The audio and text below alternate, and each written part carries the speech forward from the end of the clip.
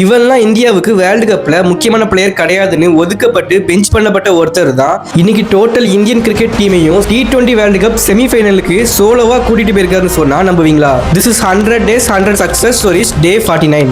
இந்த மாதிரி இன்ட்ரெஸ்டிங்கான வீடியோஸ்க்கு நம்ம பேஜை மறக்காம ஃபாலோ பண்ணிக்கோங்க.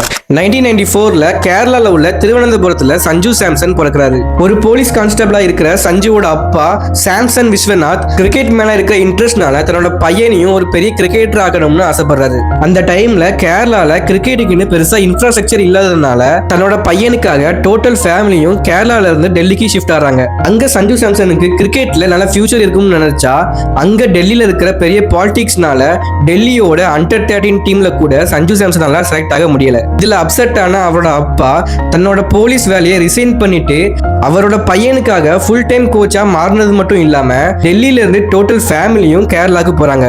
அங்க தன்னோட அப்பாவோட கோச்சிங் மூலியமா கிரிக்கெட் ஆட ஆரம்பிச்ச சஞ்சு சாம்சன் கேரளாக்காக ஃபர்ஸ்ட் கிளாஸ் கிரிக்கெட் ஆட ஆரம்பிக்கிறாரு. ஒரு யங்கஸ்ட் பிளேயரா அசாமுக்கு அகைன்ஸ்டா டபுள் செஞ்சுரியும் ஸ்கோர் பண்றாரு. இதனால 2013ல IPLலையும் ராஜஸ்தான் ராயல்ஸ் இவரை வாங்குறாங்க. அந்த வருஷமே எமர்ஜிங் பிளேயர் ஆஃப் த இயர்னு அவார்டும் வாங்குறாரு. என்னதான் 2015லயே T20 டீம்ல டெபியூ பண்ணாலும் பெருசா ரெகுலரா சான்ஸ்லாம் கிடைக்கிறது இல்ல. 2020க்கு அப்புறம் தான் இந்தியா டீம்ல ஓரளவுக்கு சான்ஸ் கொடுக்கறதுக்கு ஆரம்பிக்கிறாங்க. அதை யூஸ் பண்ணிக்கிட்ட சஞ்சு சாம்சன் T20 இன்டர்நேஷனல்ல 3 செஞ்சுரி அடிக்கிறாரு. இவரோட ஸ்ட்ரோக் பிளே பார்த்த செலக்டர்ஸ் வேர்ல்டு கப்ல இந்தியாவுக்கு இவர் ஒரு முக்கியமான பிளேயர்னு கன்சிடர் பண்றதுக்கு ஸ்டார்ட் பண்றாங்க.